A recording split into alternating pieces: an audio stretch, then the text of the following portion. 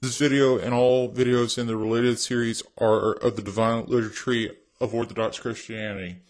It is the intention of Spurgeon Rambam to always advise that the video is to be viewed in a scriptural, cultural, and historical context. Though this channel does not reflect any denominational doctrines or views and welcomes Messianic Jews, Orthodox Christians, mainstream Protestant Christians, and Catholics, and those in commune with Rome, this series will focus primarily on the Orthodox Christian denominations. Yoki.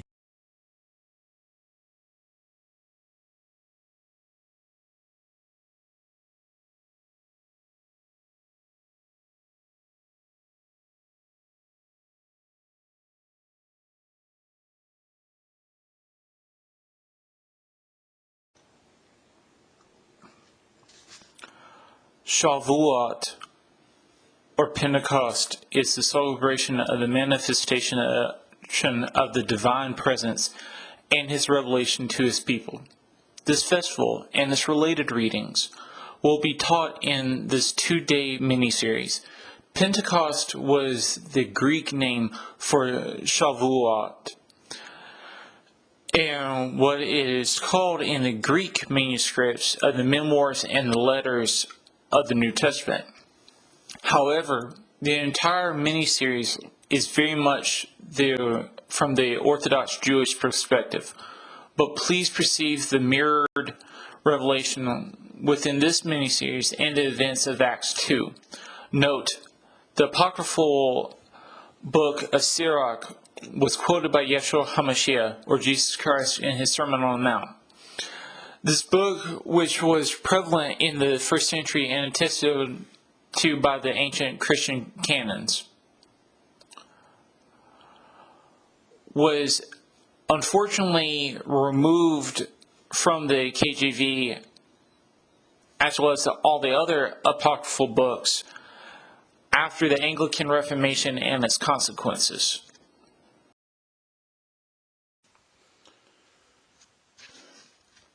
When the Israelites left Goshen on Nisan 15th, 1446 BC, they walked into the Egyptian peninsula. They were led by the pillar of cloud and a network of clouds of glory.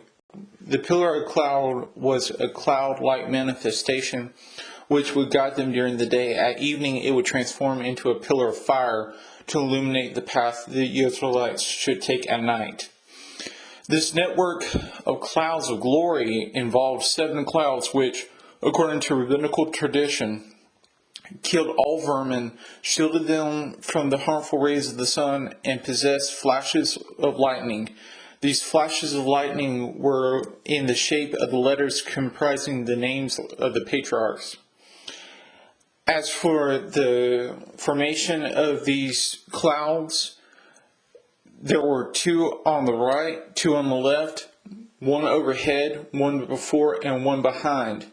The Red Sea has 2 gulfs in it, the Gulf of Suez and the Gulf of Aqaba.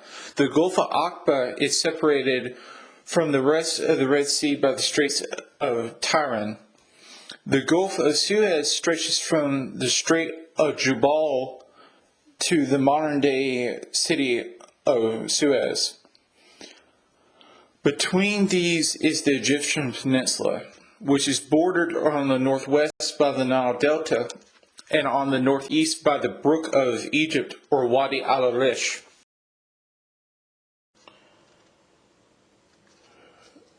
After traveling along the eastern shore of the Gulf of Suez, the Israelites received their countrymen who had been in Sukkot, or Sirabit el Kaladim, on Nisan the 23rd.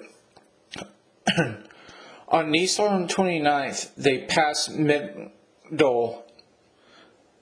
This is a variant of the Hebrew word Migdal, meaning tower.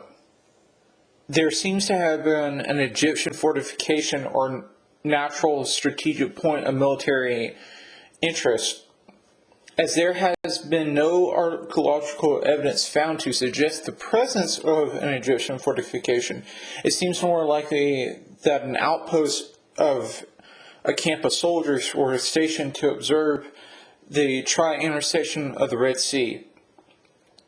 In this age, Egyptian forces would have used rock pigeons to carry messages to the capital. On Nisan 30th, the 12 tribes arrived at Ithma. It seems that this location refers to the impassable mountains which they ran into. It was on Yar 1st that they encamped at the eastern portion of the tip of the Egyptian peninsula and the western coast of the Gulf of Aqaba.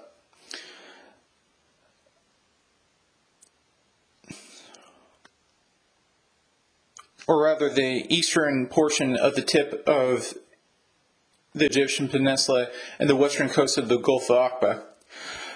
The Egyptian watchmen would have sent a rock pigeon to Thutmose III with a message stating that per Exodus 14:3, the people of Israel are wandering aimlessly in the countryside. The desert has closed in on them. Within the Straits of Tyre, there are two islands, Tyre Island and Saphir Island. It is possible that there was a temple to the pagan idol Baal Zephon on Tyre Island. The camp of Israel was between the tri-intersection of the Red Sea and the watchtower, and against the coast from AR 1st to AR 8th, the 12 tribes encamped at this area.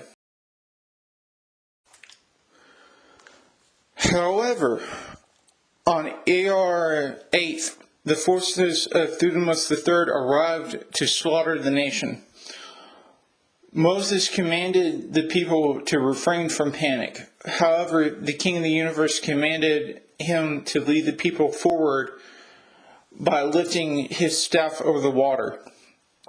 As the staff was lifted up, the angel of Adonai flew over the thousands of Israel, being pursued by the pillar of cloud. The Egyptians were surrounded by darkness. It must be said that they most likely suffered a bit of PTSD with this manifestation after they had 3 days of darkness a few months prior.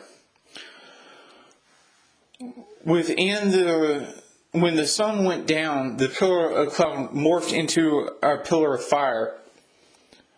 For the 10 or so hours of night, there was fiery light for Israel, but the Egyptians remained in absolute darkness.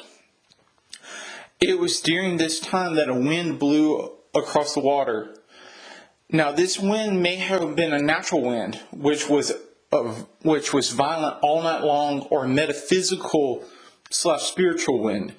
If it was a natural wind, I calculated that it would have been wind speeds of approximately 187.33 kilometers an hour, which essentially would have been Category 5 hurricane winds.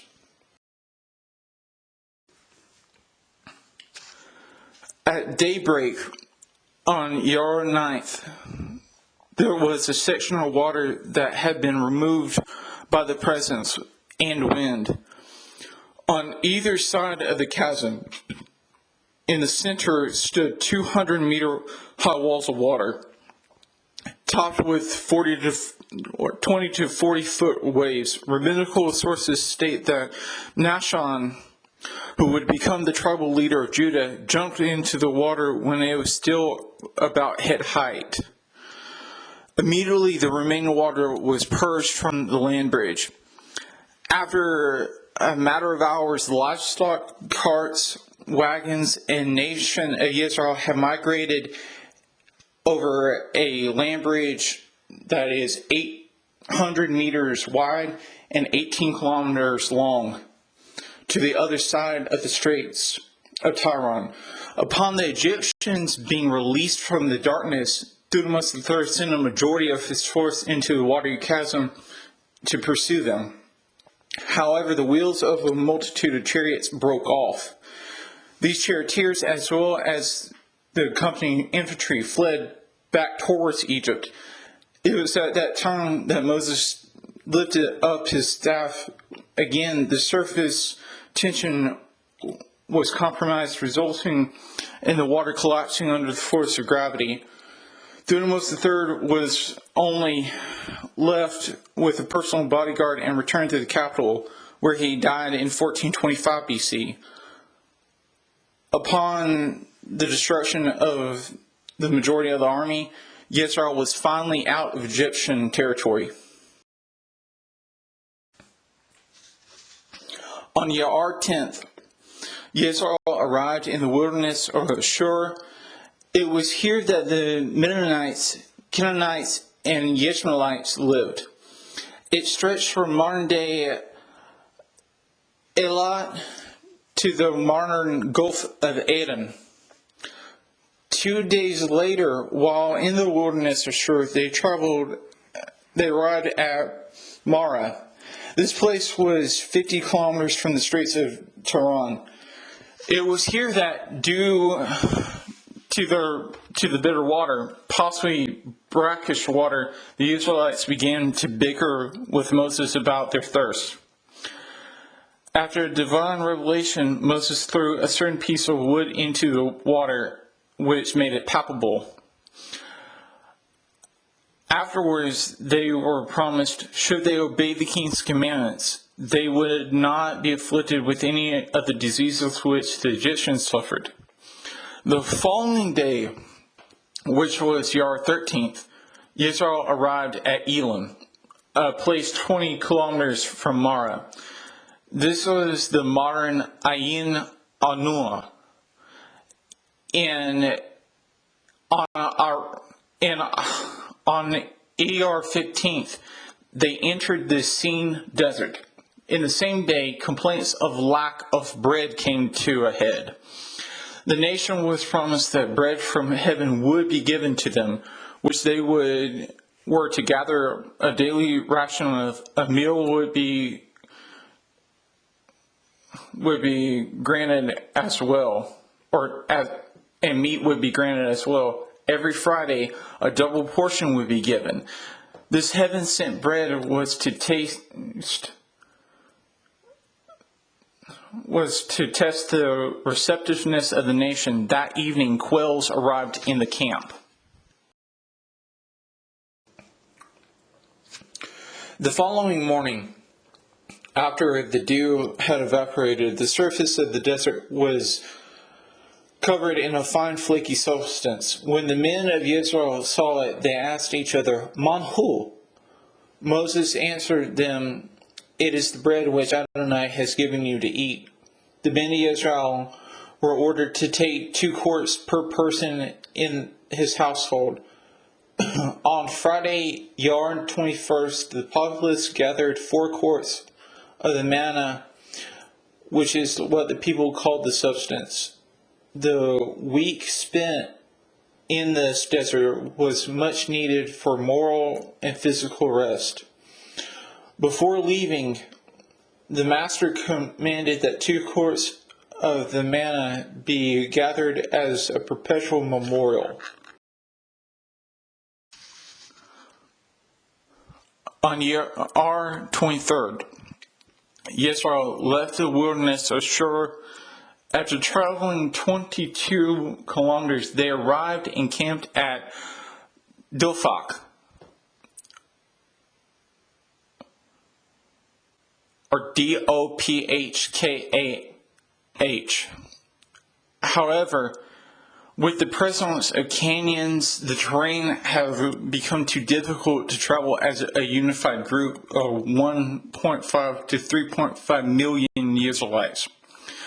The nation instead divided into 2 groups. On Yar 24th, the first group departed for Alush, which was 23 kilometers away. The following day, while the first group traveled to Rephidim, which was 30 kilometers away from Alush, the second group traveled to Alush. On Iyar 26th, while the second group began to arrive at Rephidim, complaints about water rose. These complaints escalated to questioning if Adonai was for them. The master ordered Moshe to strike the rock and water poured from it. This place became known as Massa and Meribah. Simultaneously,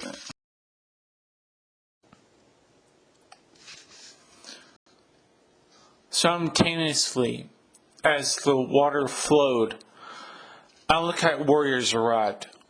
Moses called the men of Israel to arms. Amalek attacked the Israelite army at Rephidim on Iyar 27th. While Moses, Aaron, and Hur set up upon a hill overlooking the battlefield, Joshua led the army to fight. As long as Moses' staff was raised in his hands, the enemy could not prevail. After hours of battle, strain began to set in. Moses sat down on a rock while Aaron and Hur held his hands up. Joshua defeated the Amalekites. Not only did the master promise to remove all memory of Amalek, but Moses also built an altar and called it Adonai Nissi. It is likely that around this time that a messenger came to Moses informing him of the approach of his father-in-law. Note, the sons of Amalek are alive today, but go by various names. They are the ones that attacked Israel through word or deed.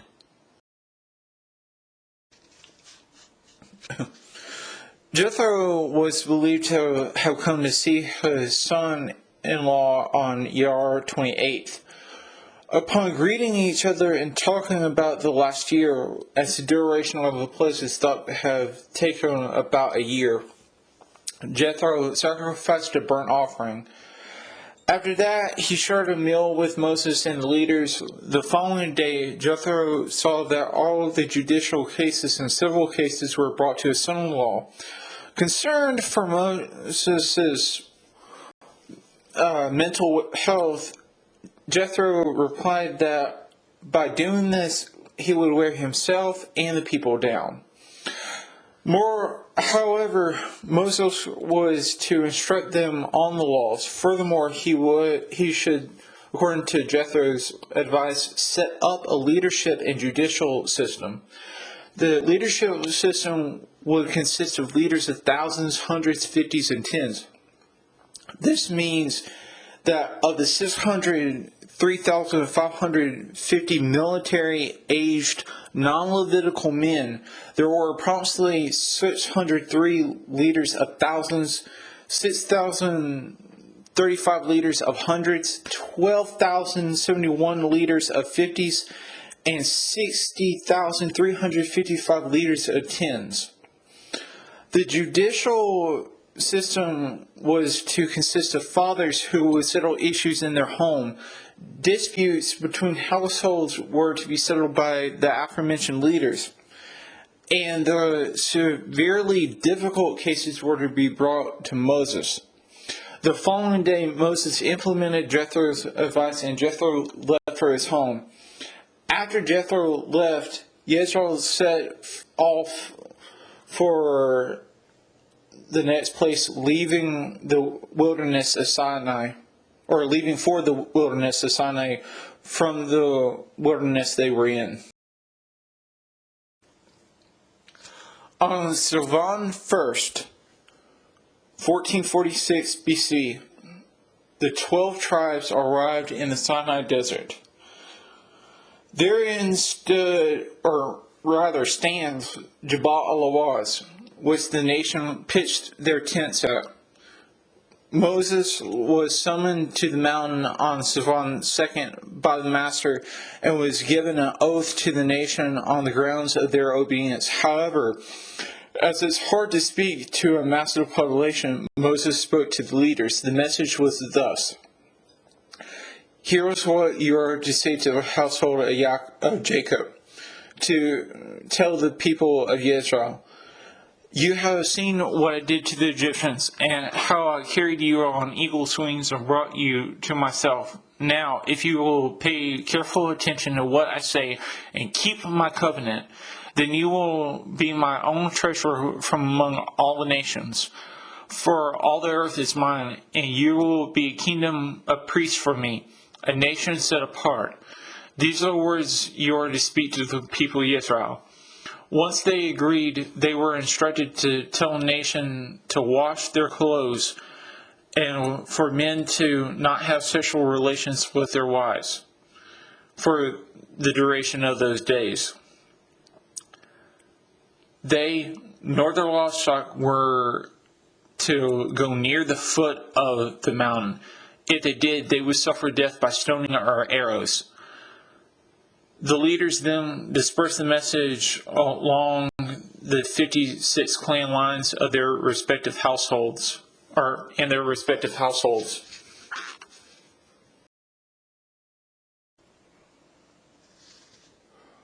Once the tabernacle and the succeeding temple was erected, a system of sacrifices was instituted. Among these were offerings for the pilgrimage festivals Pesach, Shavuot, and Sukkot. During Shavuot, in addition to the daily offering, 2 young bulls, 1 ram, and several male lambs in their first year were immolated as a burnt offering. The owners of the bulls laid his hand upon the head of the burnt offering and slaughtered them. The priests were then to splash the blood against all sides of the altar. Next, the priests skinned the burnt offering and cut the head off and fat out. These pieces were to be laid upon the prearranged wood, which then was to be ignited. The carcass was to be gutted and washed. This in turn was to be consumed as a holocaust. The owners of the ram and 7 male lambs were to slaughter them on the north side of the altar of burnt offering. The priests were then to splash the blood against all sides of the altar. Next, the priest skinned the burnt offering and cut the head off and fat out. These pieces were to be laid upon the prearranged wood, which then was to be ignited. The carcass was to be gutted and washed. This in turn was to be consumed as a holocaust.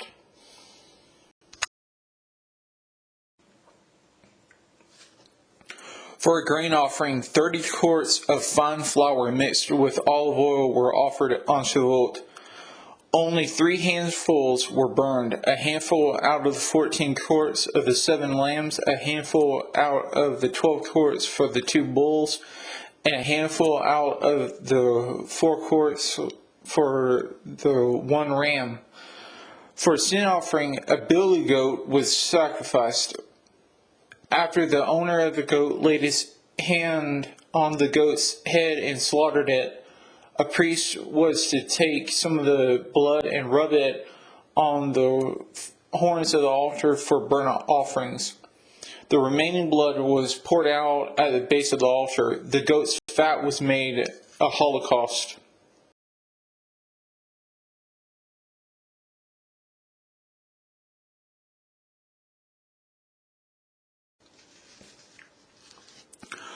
On June 21st, 592 BC, the priest Ezekiel, living in the area of the Kabar River, looked toward the north and saw a fire-filled amber-colored cloud. Note, this river was actually a canal near Nibur, or Nibur, which is the modern day ruins of Nippur, or Nippur. However, he saw something awesome. that left him awestruck, something that no prophet before him or after was allowed to experience. I will have to divide it into sections. 4 cherubim flanked by Ophanim, the dome, and the throne.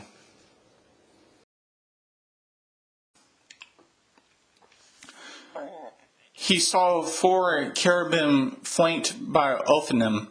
Each cherub, which glittered like burnished bronze, possessed straight legs, with bovine-like ungulated feet, 4 wings, and a head with 4 faces. Their faces were a human face in front to demonstrate how the King of the universe has command over mankind. A lion's face on the right to demonstrate that the King of the universe has command over the wild beasts. A bull's face on the left to state that the King of the universe has command over domesticated beasts, and an eagle's face towards the rear, which states, well, the king has command over birds of the air. The cherubim's wings were enjoined at the shoulders, while 2 covered humanoid hands and arms. The other 2 wings were used for mobility. The cherubim moved without turning to the left or right, but moved straight forward, backward, horizontal, or vertical. The prophet stated that, "I heard the sound of their wings when they moved. It was like the sound of rushing water, like the voice of Shaddai, like the noise of a tumultuous crowd or army." As many thrones in antiquity had wheels mounted upon them, the throne of the King of the universe did too, in the form of the Ophanim. The Ophanim looked like immense barrel wheels within other barrel wheels. Each Ophan moved without turning and had moving eyes all about the rim of the outer and inner wheels. Another way to understand this is to allude that these 4 Ophanim served as the same purpose as the wheels of a chariot. Anytime the cherubim moved, the Ophanim moved. Above these was something like an expanse which looked like it was a Hebrew word meaning ice or frost typically. However, it can also mean crystal. Though there are many forms of crystals, there's one type of crystal mentioned 49 times in the Tanakh or Old Testament. That is sapphire. Per Exodus 24, 9, 11, or verses 9 and 11, Moses, Aaron, Nadab, Abihu, and the first great Sanhedrin were given a vision. Though they only saw the feet and the bottom part of the throne of the King of the universe, they beheld something like a sapphire stone pavement as clear as the sky itself. Just as a dais stretches out before a throne, these 74 men see a solid pavement made of an expanse of sapphire. Notice the similarity between the sapphire pavement stretching out from the throne, which these 74 men saw, and the crystalline structure which Ezekiel saw stretched out are virtually the same. One must also understand that these 75 men saw a mirrored and shadowed image of what St. John the theologian would behold as he, in his visions on Patmos, beheld a sea of crystal-like glass vividly and without any spiritual shadowy vision. Upon this sapphire-colored, crystalline, glassy expanse was an enthroned figure. The priestly prophet saw an amber-colored fire engulf the torso of the figure above the navel. Below this fire was a brilliant light illuminating the figure's form. Ezekiel saw what looked like a rainbow. This was the first indication of what St. John would witness in one of his visions while on Patmos, a circular green rainbow. Ezekiel 3:12 states that Ezekiel was lifted up by spirit, and he heard from behind him a deafening voice saying, "Blessed be the glory of Adonai from his place." The viewer is asked to receive how this is related to the content, which will be in tomorrow's Torah video.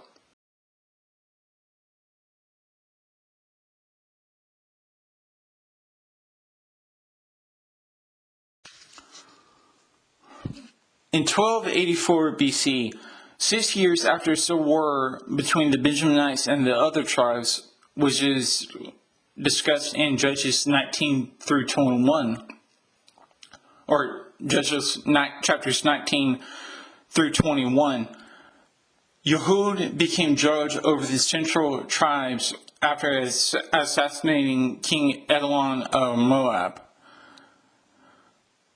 Amid this development, a famine manifested in the area of Bethlehem. This is possibly in connection to the aftermath of the Civil War or in connection with the disobedience which was prevalent at the time. Elimelech, a landowner and citizen of Bethlehem, moved his wife Naomi and sons Mahlon and Chilion to Moab due to the famine. Soon after immigrating to Moab, Elimelech died of old age. Within a few years after immigrating to Moab, Mahlon and Chilion, per tradition, became soldiers in the Moabite army. Per rabbinical tradition, Orpah and Ruth, two of the daughters of King Eglon of Moab, caught the eye of these two men. Mahlon married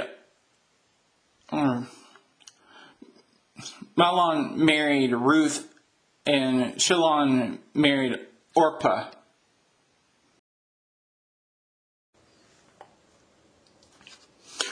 By 1274 BC, Mahlon and Chilion are said to have been killed fighting for Moab. This left not only Naomi, but Orpah and Ruth as destitute widows. In their day, these women are insignificant among the masses upon the face of the earth. It seems to be Naomi's hope that she still has family left in Israel to be with during her final years of life. Along the road, Naomi said to Orpah and Ruth, "Each of you go back to your mother's house. May Adonai show grace to you as you did to those who died and to me. May Adonai grant you security in the home of a new husband." Through tears they replied, "No, we want to return with you to your people." However, Naomi retorted, "Go back, my daughters. Why do you want to go with me? Do I still have sons in my womb who could become your husbands? Go back, my daughters. Go your way. For I'm too old to have a husband. Even if I were to say, I still have hope, even if I had a husband tonight and bore sons, would you wait for them until they grew up? Would you refuse to marry just for them? No, my daughters. On your behalf, I feel very bitter that the hand of Adonai has gone against me." Seeing how convincing Naomi was, Orpah kissed her mother-in-law goodbye. It is likely that she got married back into a pagan family. However, when she found Ruth still remaining with her, Naomi said, "Look, your sister-in-law has gone back to her people and to her idol. Go back after your sister-in-law. Note, it was believed that Naomi was trying to determine the legitimacy of the conversion of her daughter-in-laws. This would imply that she was suspicious of Orpah and Ruth only passing as Israelite converts, rather than being legitimate Israelite converts. Ruth, though, in response, stated something that showed the pagan influence of her childhood as having still not quite left her completely. Do not press me to leave you, and stop following you. For wherever you go, I will go, and whatever you say, I will stay. Your people will be my people, and your God will be my God. Where you die, I will die. There I will be buried. May Adonai bring terrible curses on me and worse ones as well, if anything but death separates you and me.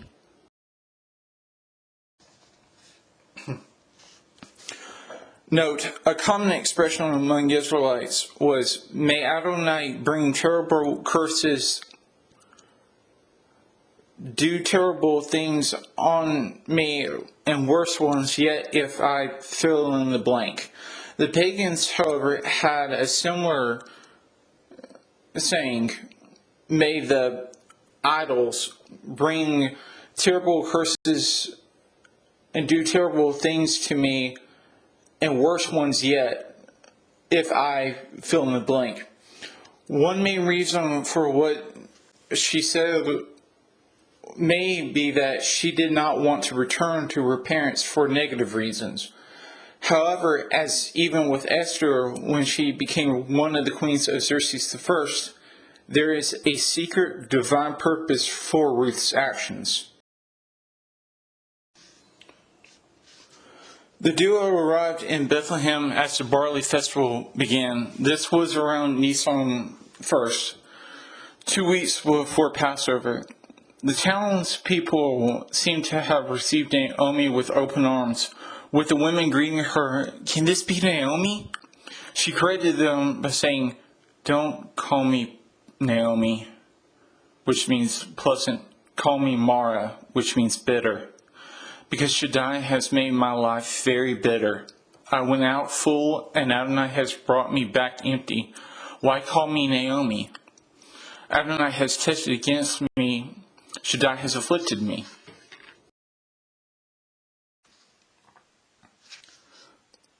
Ruth, however, was likely greeted with leery acceptance, as though the people of Moab were related to the Israelites.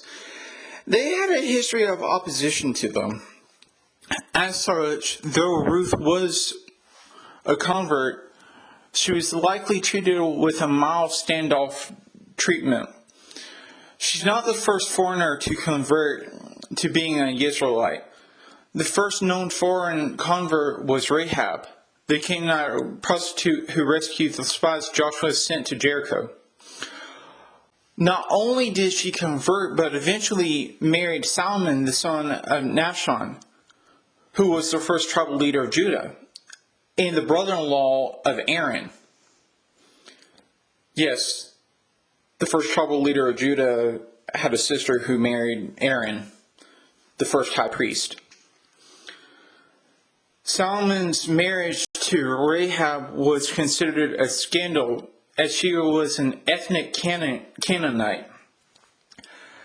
Solomon and his wife Rahab had a son in 1355 BC. They raised him on a considerable size of land with a vast threshing floor. The son grew up to be a respected man in Bethlehem with a noble personality. It should also be noted that Solomon's aunt had married Aaron. As Solomon's aunt had married Aaron, Solomon was the cousin of Aaron's 4 sons. This, by extension, meant that Solomon's son was a cousin of high priests Phinehas, Abusha, and Bukki.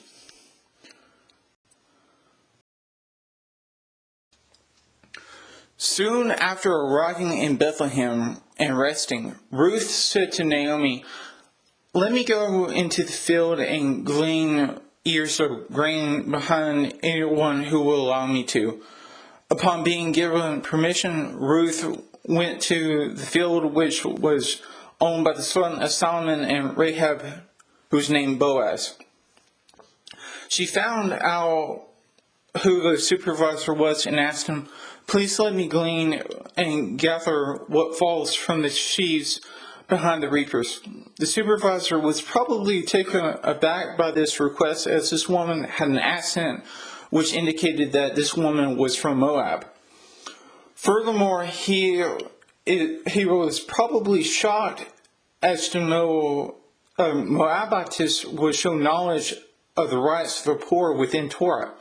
Upon being given permission, Ruth began working as a gleaner in that field. It was likely that she began within the first or second proportional hour and continued working until she took a break to cool off in a shelter.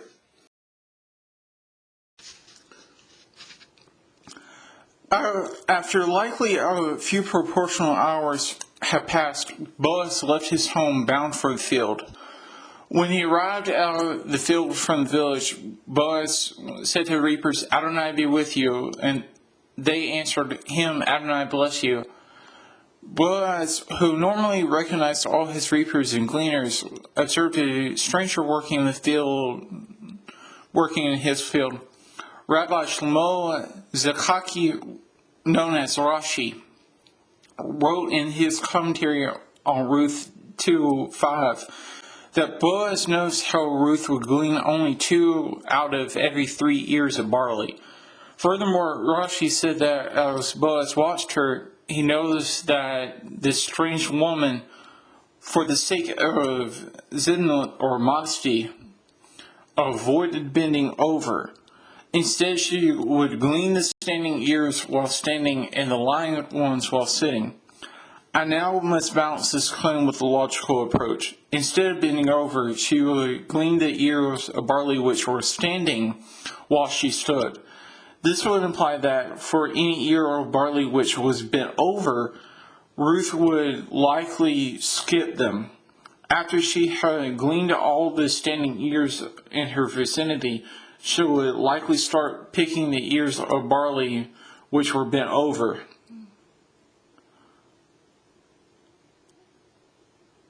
Once she had gathered them, she would sit down and glean these. Boaz asked the supervisor a question that, derived from the language of the text, it was best worded as, "To what family does this young woman belong to?" In response, the supervisor said, again deriving from the language used, "The young woman is from Moab. She returned with Naomi from the plain of Moab. She came to me and said, 'Please let me glean and gather what falls from the sheaves behind the reapers.' I gave her permission, and she has been gleaning from this morning until now. She did take a break to rest in the shelter." This permission was derived from obedience to Leviticus 23:22, which states reapers could only make one pass through the fields. Any grain that fell to the ground was given to the widows, orphans, and the Levites. As he watched her, he probably reflected on how honorable it was that she returned with Naomi. Here was this woman from Moab who was no longer entitled to regard Naomi since her husband had died, but willingly cut all ties with her family to be of service to Naomi. It likely touched him to the point where he ordered his young men not to bother her, but to give her water when she needed it. Going over to her, Boaz told Ruth, "Do not go gleaning in another field. Do not leave this place, but stick here with my working girls. Keep your eyes on whichever field the reapers are working in, and follow the girls. I've ordered the young men not to bother you. Whenever you go thirsty, go and drink from the water jugs the young men have filled. Overwhelmed by this kindness, Ruth prostrated herself. Why are you showing me such favor? Why are you paying attention to me? After all, I'm only a foreigner.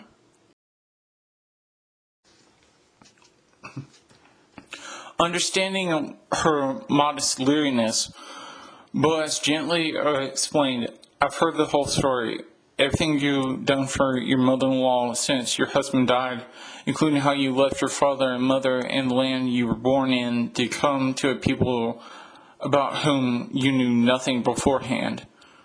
Ruth, who likely was awestruck at Boaz's words, became overtaken by righteous humility when Boaz added, May Adonai reward you for what you've done.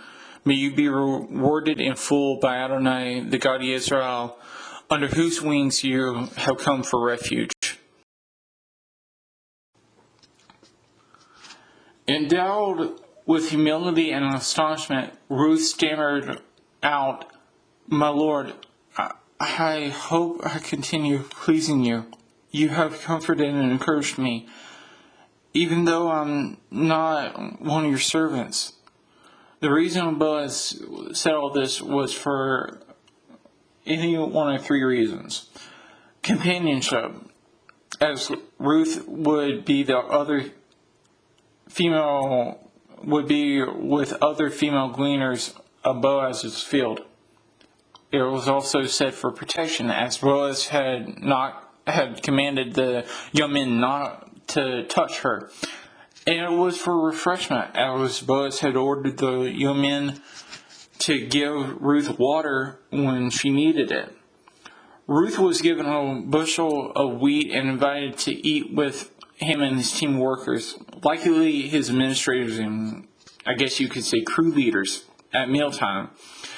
She ate some bread in the olive oil and vinegar, as well as some roasted grain. After she returned to the field, Boaz told his young male workers, Let her glean even among the sheaves themselves, without making her feel ashamed. In fact, pull some ears of grain out from the sheaves on purpose. Leave them for her to glean and do not rebuke her.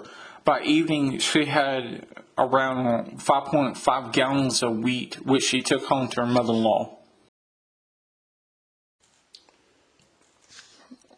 Upon returning home to her mother-in-law, Ruth retold the day's events. Naomi, upon hearing she was working for her late husband's cousin, prayed aloud, May he be blessed by Adonai, who has never stopped showing grace, neither to the living nor to the dead. She told her daughter-in-law, The man is closely related to us. He's one of our redeemed kinsmen. Replying to this, Ruth said, Moreover, he even said to me, Stay close to my young men until they finished my harvest. Naomi commended her with this instruction. It's good, my daughter, for you to keep going out with these girls so that you will not encounter hostility in some other field. Ruth continued to glean with Boaz's female gleaners until Sivan, 2 months later.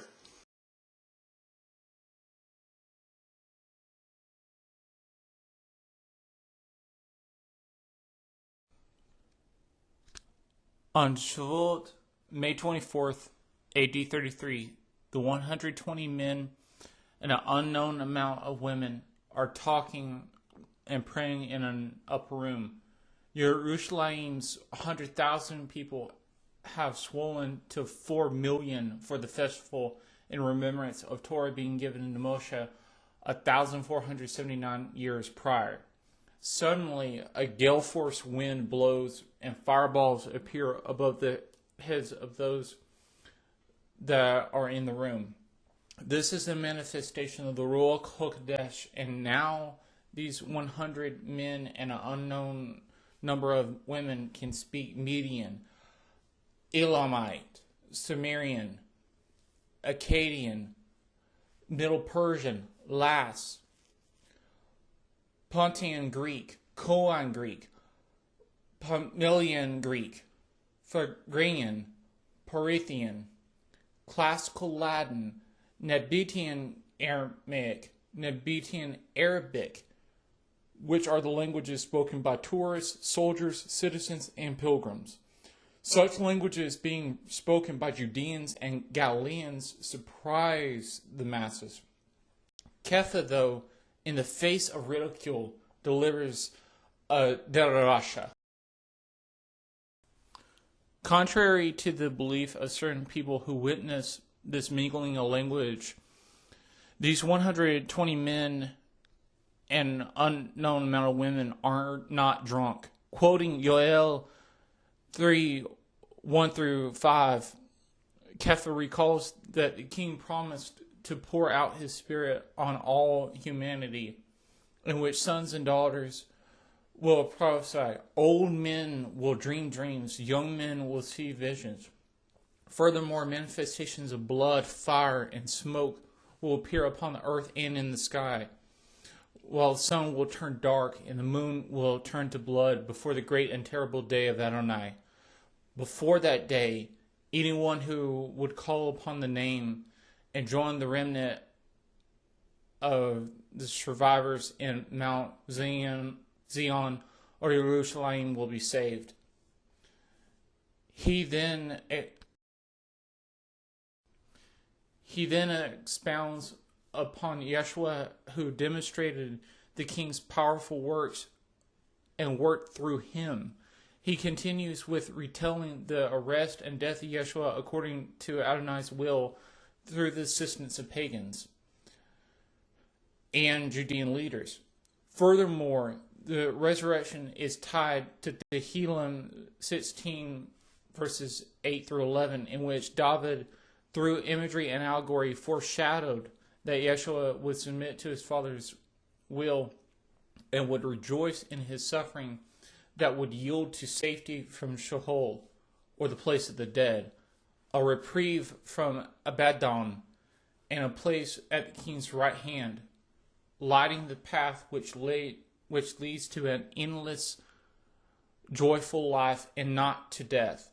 Naming Melech David as a Nebi, or prophet, he recalls the promise of an eternal dynasty and connects it to the resurrection of Hamashiach, who was not abandoned in Sheol.